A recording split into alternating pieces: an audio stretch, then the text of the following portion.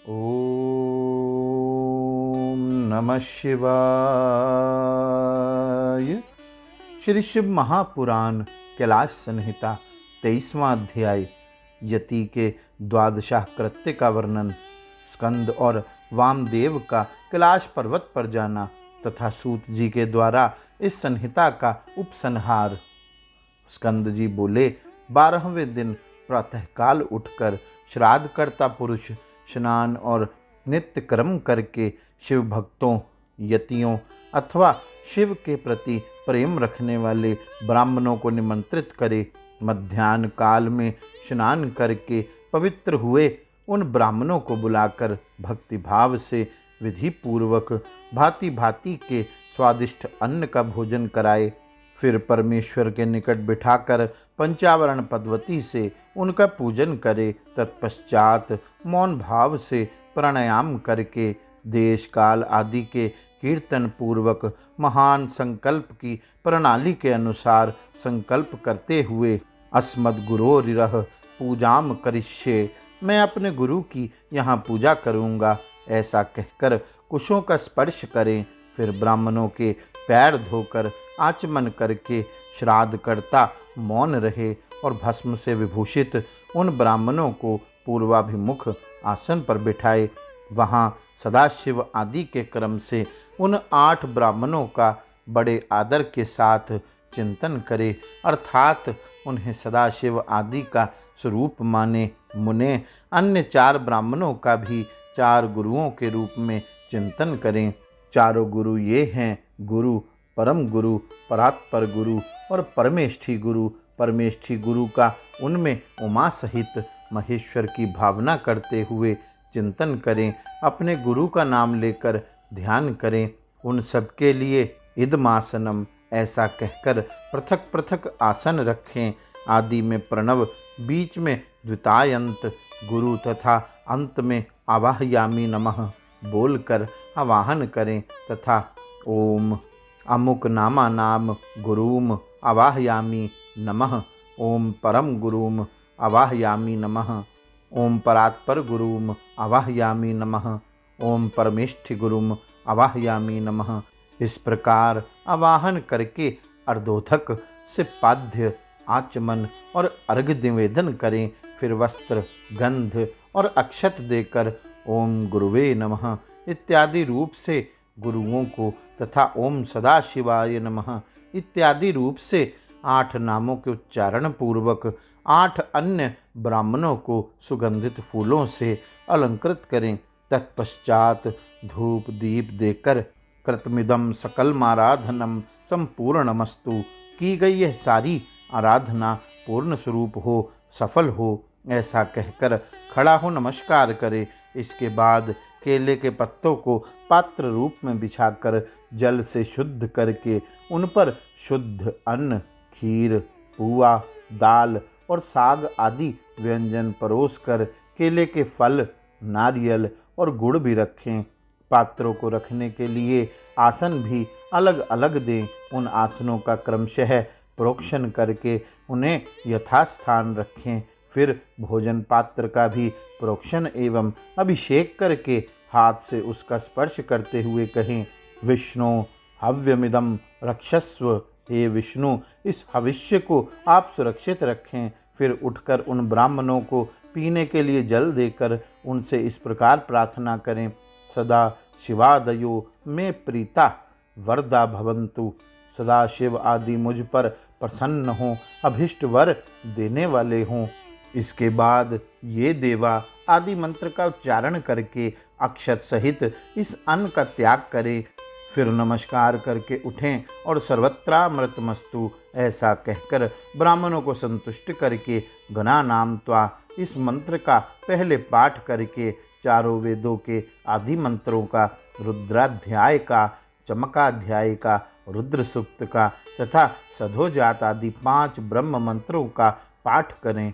ब्राह्मण भोजन के अंत में भी यथासंभव मंत्र बोलें और अक्षत छोड़ें। फिर आचमन आदि के लिए जल दें। हाथ पैर और मुंह धोने के लिए भी जल अर्पित करें। आचमन के पश्चात सब ब्राह्मणों को सुखपूर्वक आसनों पर बिठाकर शुद्ध जल देने के अनंतर मुख शुद्धि के लिए यथोचित कपूर आदि से युक्त तांबूल अर्पित करें। फिर दक्षिणा, चरण पादुका, आसन, छाता, व्यंजन, चौकी और बांस की छड़ी देकर परिक्रमा और नमस्कार के द्वारा उन ब्राह्मणों को संतुष्ट करें तथा उनसे आशीर्वाद लें। पुनः प्रणाम करके गुरु के प्रति अविचल भक्ति के लिए प्रार्थना करें। सदा शिवाय दयः प्रीता यथा सुखम गच्छन्तु। सदाशिव आदि संतुष्ट हों, सुखपूर्वक यहाँ से पधारें। इस प्रकार विदा करके दरवाजे तक उनके पीछे पीछे जाएं। फिर उनके रोकने पर आगे ना जाकर लौट आएं। लौटकर द्वार पर बैठे हुए ब्राह्मणों, बंधुजनों, दीनों और अनाथों के साथ स्वयं भी भोजन करके सुखपूर्वक रहें।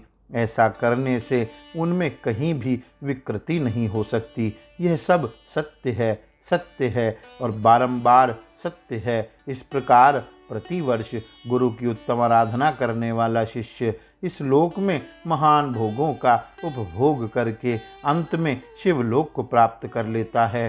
सूत जी बोले, अपने शिष्य मुनिवर वामदेव पर इस प्रकार शीघ्र ही परम अनुग्रह कर निर्मल बुद्धि ज्ञानियों में श्रेष्ठ महात्मा स्कंददेव पुनः कहने लगे। यह बात मुनीश्वर व्यास ने नैमिषारण्यवासी मुनियों से कही थी, इसलिए वे आदि गुरु हैं और आप जगत में दूसरे गुरु के रूप में प्रसिद्ध हैं। मुनिंद्र सनत कुमार आपके मुख कमल से इस बात को सुनकर शिव भक्ति में पूर्ण रहेंगे। वे महाशैव शरत कुमार व्यास जी को उपदेश करेंगे और वे महर्षि व्यास शुकदेव को उपदेश करेंगे, जिससे वे शिव भक्ति में पूर्ण होंगे। हे मुनि श्रेष्ठ, इन शिव भक्त महात्माओं की प्रत्येक शिष्य परंपरा में 4 शिष्य होंगे, जो निरंतर वेदाध्ययन एवं धर्म संस्थापन के कार्य में लगे रहेंगे। वैशंपायन, पैल, जैमिनी एवं सुमंतु ये 4 व्यास जी के महातेजस्वी शिष्य होंगे। हे वामदेव, हे महामुने, अगस्त्य, पुलस्त्य, पुलह एवं क्रतु ये महात्मा आपके शिष्य होंगे। सनक, सनंदन, सनातन मुनि और सनत सुजात ये योगियों में श्रेष्ठ शिव प्रिय तथा सभी वेदार्थों के ज्ञाता मुनिगण सनत कुमार के शिष्य होंगे। गुरु, परम गुरु, परात्पर गुरु और परमेष्ठी गुरु यह योगी शुकदेव जी का पूज्य है। यह प्रणव विज्ञान इन्हीं व्यास, वामदेव, सनत कुमार एवं शुकदेव इन 4 वर्गों की परंपरा में सुरक्षित रहेगा। यह ज्ञान सर्वोत्तम है और काशी में मुक्ति प्रदान करने वाला है।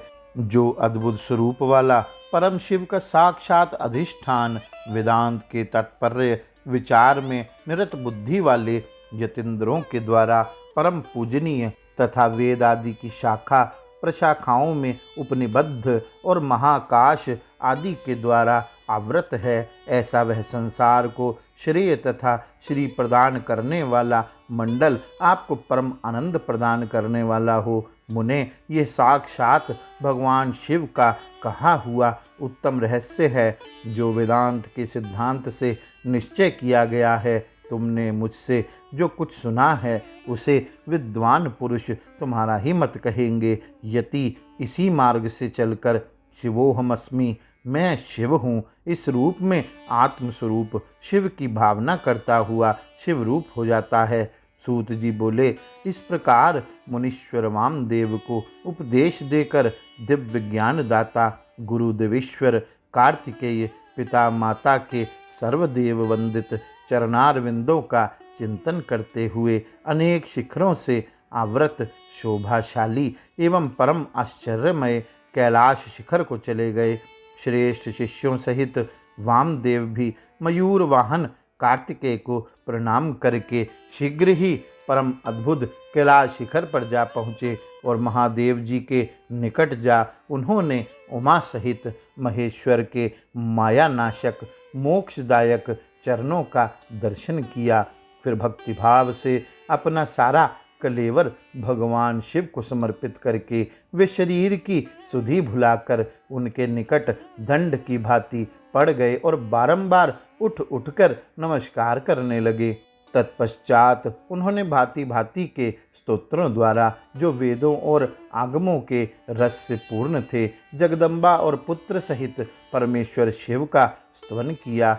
इसके बाद देवी पार्वती और महादेव जी के चरणार विंदों को अपने मस्तक पर रखकर उनका पूर्ण अनुग्रह प्राप्त करके वे वहीं सुखपूर्वक रहने लगे।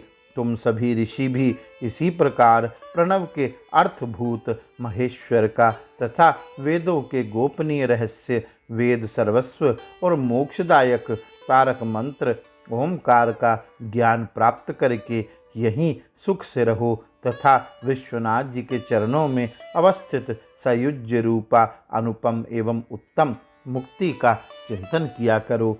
अब मैं गुरुदेव की सेवा के लिए बद्रिकाश्रम तीर्थ को जाऊंगा। तुम्हें फिर मेरे साथ संभाषण का एवं सत्संग का अवसर प्राप्त हो। गौरी शंकर भगवान की जय। ओम नमः शिवाय।